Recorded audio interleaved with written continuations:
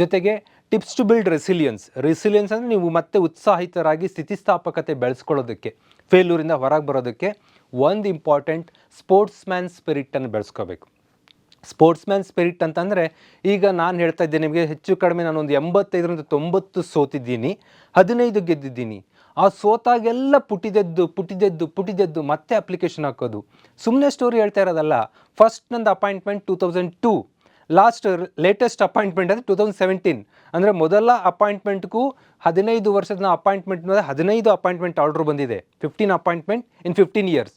15 ವರ್ಷಗಳ ಕಾಲ ಕನ್ಸಿಸ್ಟೆನ್ಸಿ, 15 ವರ್ಷಗಳ ಕಾಲ ದೊಡ್ಡ ಜಾಬ್ಗಳೆಲ್ಲ ಮಿಸ್ ಆಗ್ತಾ ಇದ್ದಾಗ ಮತ್ತೆ ಎದ್ದು ಬರೋದಿದೆಯಲ್ಲ, ಸ್ಪೋರ್ಟ್ಸ್ಮ್ಯಾನ್ ಸ್ಪಿರಿಟ್ ಬೇಕು ಅಂತ ಕರಿತೀನಿ. ಸ್ಪೋರ್ಟ್ಸ್ಮ್ಯಾನ್ ಸ್ಪಿರಿಟ್ ಅಂದರೆ ಕ್ರೀಡಾಪಟುಗಳು ಏನೇ ಸೋಲಾದಾಗ ಒಂಚೂರು ಆಳ್ತಾರೆ, ಮಾಡ್ತಾರೆ, ಸಹಿಸ್ಕೋತಾರೆ.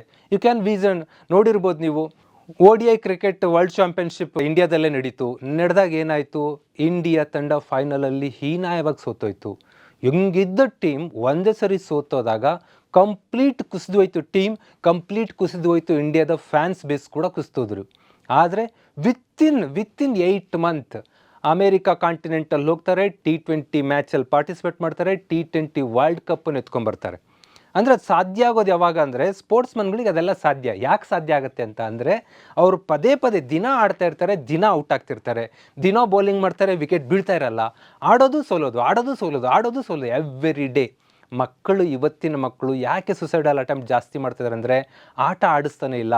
ಕಬಡ್ಡಿಯಲ್ಲಿ 2 ಟೀಮ್ ಇರುತ್ತೆ, ಸೋಲತ್ತೊಂದು ಟೀಮ್ ಗೆಲ್ಲೇಬೇಕು, ಒಂದು ದಿನಕ್ಕೆ ಒಂದು ಸೋಲ್ಲೇಬೇಕು. ಖೋಖೋ ಸೋಲೋದು ಗೆಲ್ಲೋದು, ಎಲ್ಲ ಆಟದಲ್ಲೂ ಸೋಲು ಗೆಲುವು ಎವ್ರಿ ಡೇ, ಸೋಲು ಗೆಲುವು ಹ್ಯಾಬಿಟ್ ಆಯಿತು ಅಂತ ಅಂದರೆ ನಮಗೆ ಇದು ಏನು ದೊಡ್ಡ ವಿಷಯ ಅನಿಸಲ್ಲ. ಅಂದರೆ ಒಂದು ಸೋಲು ಬಂದಾಗ ಪೇಯ್ನ್ ಆಗುತ್ತೆ, ಅದರಿಂದ ಮತ್ತೆ ಬೌನ್ಸ್ ಬ್ಯಾಕ್ ಆಗ್ತಾ ಇರ್ತೀವಿ. ಹಾಗಾಗಿ ಆಟಗಳಲ್ಲಿ ತೊಡಗಿಸ್ಬೇಕು ಮಕ್ಕಳನ್ನು. ನೀವು ಯುವತಿಯರು ಕೂಡ ಸಣ್ಣ ಆಟಗಳಲ್ಲಿ ತೊಡಗಿಸ್ಕೊಂಡು ಸೋಲೋದು ಗೆಲ್ಲುವುದು ಹ್ಯಾಬಿಟ್ ಮಾಡ್ಕೋಬೇಕು. This is called challenge your self regularly.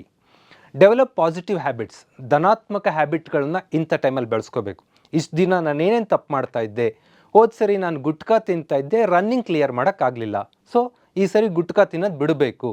ನಾನು ಒಂದಿಷ್ಟು ಬ್ಯಾಡ್ ಹ್ಯಾಬಿಟ್ಸ್ ಸರ್ ಹೇಳಿದ್ಕಿಂತ ಡಿಫ್ರೆಂಟ್ ಆಗಿದ್ದೆ, ಹಾಗಾಗಿ ನಂದು ಫೋಕಸ್ ಕಡಿಮೆ ಆಗಿತ್ತೇನೋ, ಆ ಬ್ಯಾಡ್ ಹ್ಯಾಬಿಟ್ಸ್ ಎಲ್ಲ ಬಿಡ್ತಾ ಬರಬೇಕು. ನೀವೇನು ತಪ್ಪು ಮಾಡಿದ ಕಾರಣಕ್ಕೆ ಸೋತಿದ್ರೆ ನಿಮ್ಗೆ ಗೊತ್ತಾಗ್ಬಿಡುತ್ತೆ, ಅದನ್ನೆಲ್ಲ ಅವಾಯ್ಡ್ ಮಾಡಿಬಿಟ್ರಿ ಅಂದರೆ that is called positive habit. And ಬೆನಿಫಿಟ್ಗಳನ್ನ ಕನ್ಸಿಡರ್ ಮಾಡಿರಿ. ಎಷ್ಟು ರಿಸ್ಕ್ ತೊಗೋಬೇಕು ನಾನು, ಇದರಿಂದ ಎಷ್ಟು ಬೆನಿಫಿಟ್ಸ್ ಇದೆ, ಆಪ್ಟಿಮಿಸ್ಟಿಕ್ ಆಗಿ ಆಶಾವಾದಿಗಳಾಗಿ ಯೋಚನೆ ಮಾಡಬೇಕು. ಆ್ಯಂಡ್ ಥಾಟ್ ಪ್ಯಾಟರ್ನ್ಸ್ ಅಂತ ಕರಿತೀವಿ, ಚಿಂತನ ಲಹರಿನೇ ಚೇಂಜ್ ಮಾಡ್ಕೊಳ್ತಾ ಬರ್ರಿ. ಆದರೆ ನೀವು ಯಾವತ್ತೂ ಕೂಡ ಗೋಲನ್ನು ಬದಲಾಯಿಸಬಾರ್ದು, ಮೆಥಡನ್ನು ಬದಲಾಯಿಸ್ರಿ. ಅಂದರೆ ನೀವು PSI ಗುರಿ ಇದೆ, ಪೊಲೀಸ್ ಕಾನ್ಸ್ಟೇಬಲ್ ಗುರಿ ಇದೆ, ಟೀಚರ್ ಗುರಿ ಇದೆ, ದಿಸ್ ಇಸ್ ಗೋಲ್.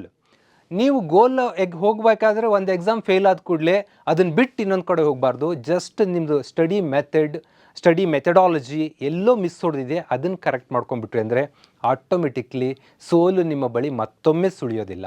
ಜೊತೆಗೆ ಮತ್ತೊಂದಿಷ್ಟು ರೆಸಿಲಿಯನ್ಸ್ಗೆ ಫಾರ್ಮುಲಾಗಳು, ಒಂದಿಷ್ಟು ಪಂಚಿಂಗ್ ಡೈಲಾಗ್ ಅಂದರೆ, the scar never gone but injury will be gone ಅಂತ ಒಂದು ಮಾತಿದೆ. ಅಂದರೆ ಒಂದು ಪೇಯ್ನ್ ಆಯ್ತು, ಗಾಯ ಆಯ್ತಲ್ಲ, ಸೋಲು ಆಯ್ತಲ್ಲ, ಆ ಸೋಲಿನ ಗಾಯದ ಗುರುತು ಹೋಗಲ್ಲ, ಬಟ್ ಗಾಯ ಹೋಗ್ಬಿಟ್ಟಿದೆ ನೋಡ್ರಿ, ಇಲ್ಲಿ ಮುಟ್ಟಿದ್ರೆ ಗಾಯ ಅಂತ ಫೀಲ್ ಇರುತ್ತೆ, ಬಟ್ ನೋವಿದೆಯಾ ಇಲ್ಲ, ಇಂಜುರಿ ವಿಲ್ ಗಾನ್. ಹಾಗಾಗಿ ಸೋಲು ನಮಗೆ ಗುರುತು ಉಳಿಸೋಗ್ಬೋದು, ನೋವನ್ನು ಉಳಿಸೋಗಕ್ಕೆ ಸಾಧ್ಯನೇ ಇಲ್ಲ. ಹಾಗಾಗಿ ಅದರಿಂದ ಹೊರಗೆ ಬರ್ತೀವಿ ಅನ್ನೋ ವಿಶ್ವಾಸ ನಿಮಗಿರಬೇಕು. My greatest glory is not in never failing but in rising every time I fell ಅಂತ ಒಂದು ಮಾತಿದೆ. ಅಂದರೆ ನನ್ನ ಅದ್ಭುತ ಅಂತ ಅಂದರೆ ನಾನು ಯಾವತ್ತೂ ಸೋತೇ ಇಲ್ಲ ಅನ್ನುವುದಲ್ಲ, ಬಟ್ ಪ್ರತಿ ಸರಿ ಸೋತಾಗಲು ಪುಟಿದೆದ್ದು ಬಂದೆ ಅಂತ ಒಂದು ಮಾತನ್ನು ದೊಡ್ಡ ವಿಶ್ವದ ಪ್ರಮುಖರು ಮಾತಾಡಿದ್ದಾರೆ. ಇದು ನನ್ನ ಮಾತಲ್ಲ. ಮೈ ಗ್ರೇಟೆಸ್ಟ್ ಗ್ಲೋರಿ ಅಂತ ಅಂದರೆ ಯಾವಾಗಲೂ ಸೋತೇ ಇಲ್ಲ ಎಂಬುದಲ್ಲ, ಬಟ್ ಸೋತಾಗಲೆಲ್ಲ ಪುಟಿದೆದ್ದು ಬಂದಿದ್ದೇ ನನ್ನ ಗ್ರೇಟೆಸ್ಟ್ ಗ್ಲೋರಿ ಅಂತ ಆ ಮಾತಿನ ಅರ್ಥ ಆಗುತ್ತೆ. ಮತ್ತು ಒಂದು ಎಕ್ಸಾಮಲ್ಲಿ ಸೋತಿದ್ದೀರಿ ಅಂದರೆ ಅದನ್ನು ಒಂದು 2 ಸ್ಟೆಪ್ ಹಿಂದಕ್ಕೆ ತೊಗೊಂಡಿದ್ದೀರಿ ಅಂದ್ಕೊಳ್ರಿ, 2 ಸ್ಟೆಪ್ ಬ್ಯಾಕ್ ಅಂತ ಹಿಂದಕ್ಕೆ. 2 ಸ್ಟೆಪ್ ಬ್ಯಾಕ್ ಹೋದರೆ ಇನ್ನೊಂದಷ್ಟು ಹೈ ಹಾರೋದಕ್ಕೆ ಸಾಧ್ಯ ಇರುತ್ತೆ. ಇದು 100% ಟ್ರೂ ಇನ್ ಮೈ ಲೈಫ್. ನಾನು PSI ಎಕ್ಸಾಮಲ್ಲಿ ಫೇಲ್ಯೂರ್ ಆದೆ, ಆನಂತರ ನಾನು ಕಷ್ಟಪಟ್ಟು KES ಎಕ್ಸಾಮ್ ಹೆಡ್ ಮಾಸ್ಟರ್ ಪೋಸ್ಟ್ಗೆ ಪಾಸ್ ಆದೆ. ಬಟ್ ಅಲ್ಲಾದ ತಾಂತ್ರಿಕ ಕಾರಣಗಳು, ಇವರೇ ಕೊಟ್ಟು ಸರ್ಟಿಫಿಕೇಟು ಇವರೇ ಇನ್ವ್ಯಾಲಿಡ್ ಮಾಡಿಕೊಂಡು ಕೋರ್ಟ್ಗೆಲ್ಲ ಕಳಿಸ್ಕೊಟ್ಟು ನಮ್ಮನ್ನು ಹೈಸ್ಕೂಲ್ ಟೀಚರ್ ಇದ್ದವನಿಗೆ ದಿಢೀರಂತ ಇನ್ನೂ 2-3 ವರ್ಷ ಹೈಸ್ಕೂಲ್ ಟೀಚರ್ಗೆ ಹೈಸ್ಕೂಲ್ HM ಆಗೋದು ಎಂಥ ಪ್ರೌಡ್ ಮೂಮೆಂಟು. ಅದರಿಂದ ಕಿತ್ಕೊಂಡಾಗ ನನಗೆ ಸೆಟ್ ಬ್ಯಾಕ್, ಅದು ಒಂದು ಸೆಟ್ ಬ್ಯಾಕ್ PSI, ಇನ್ನೊಂದರ ಸೆಟ್ ಬ್ಯಾಕ್ KES, ಎರಡೂ ಹಿಂದಕ್ಕೆ ಹೋದಾಗ ಹೇಗಾಗಿ ಕುಸ್ತೋಗಿರ್ತೀವಿ. ಆದರೆ ಗೊತ್ತಿರುತ್ತೆ ಆ ಟೈಮ್ನ ನಾಲೆಡ್ಜ್ ತೊಗೊಂಡಾಗ, ಜಂಪ್ ಮಾಡಿದಾಗ ಹೈಸ್ಕೂಲು PUನು ಕಿತ್ಕೊಂಡು ನಾವು ಡಿಗ್ರಿ ಕಾಲೇಜ್ಗೆ ಅಸಿಸ್ಟೆಂಟ್ ಪ್ರೊಫೆಸರ್ಗೆ ಅಪಾಯಿಂಟ್ ಆಗಿಬಿಡ್ತೀವಿ. 2 ಸ್ಟೆಪ್ ಹಿಂದೆ ತೊಗೊಂಡ್ರೆ ಇನ್ನೂ ಎಕ್ಸ್ಟ್ರಾ ಹೈಗೆ ಹಾರ್ಬೋದು ಅನ್ನೋದು ಪಕ್ಕ ನನ್ನ ಲೈಫಲ್ಲಿ ಪ್ರೂವ್ ಆಗಿದೆ. ನಿಮ್ಮ ತಲೆಯಲ್ಲೂ ಅದಿರಲಿ. ಆ್ಯಂಡ್ ದೆನ್ ಇಷ್ಟೆಲ್ಲ ಹೇಳಿದ್ರು ನಿಮಗೆ ಸಮಾಧಾನ ಆಗದೇ ಇದ್ದರೆ ಈ ವಿಡಿಯೋ ಕೆಳಗಡೆ ಒಂದು ಲಿಂಕ್ ಹಾಕ್ತೀನಿ. ನಮ್ಮ ರವಿ ಬೆಳಗೆರೆಯವರು ನಾವೆಲ್ಲ ಸೋತಾಗ 80 ಸರಿ ಸೋತು ಸಮಾಧಾನ ಮಾಡೋಕ್ಕೆ ನಮಗೆ ರವಿ ಬೆಳಗೆರೆಯವ್ರದ್ದು ಮನಸ್ಸೇ ರಿಲ್ಯಾಕ್ಸ್ ಪ್ಲೀಸ್ ಅಂತ ಒಂದು ಆಡಿಯೋ ಇತ್ತು. ಅದು ಹಾಕ್ಕೊಂಡು ಕೇಳ್ತಾ ಇದ್ವಿ. ನಿಮಗೂ ಕೂಡ ಆ ಯೂಟ್ಯೂಬಲ್ಲಿ ಇದೆ, ಅದು ಅದ್ರ ಲಿಂಕನ್ನು ಹಾಕ್ತೀನಿ. ಈ ವಿಡಿಯೋ ಮುಗಿದ ನಂತರ ನಾವು ಫ್ರೀ ಇದ್ದಾಗ ಅದೊಂದು ವಿಡಿಯೋ ನಿಮ್ಮ ಹತ್ರ ಇಟ್ಕೊಳ್ರಿ ಲಿಂಕನ್ನು. ಬೇಜಾರಾಯಿತು ಅಂದರೆ ಅಂಥ ವಿಡಿಯೋಗಳು ಕೇಳೋ ಪ್ರಯತ್ನ ಮಾಡಿರಿ.